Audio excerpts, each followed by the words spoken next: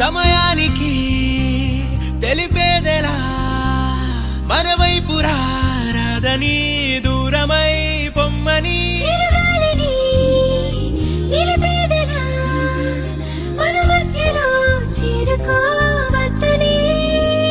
పరిచయం అయినది మరో సుందర ప్రపంచం నువ్వుగా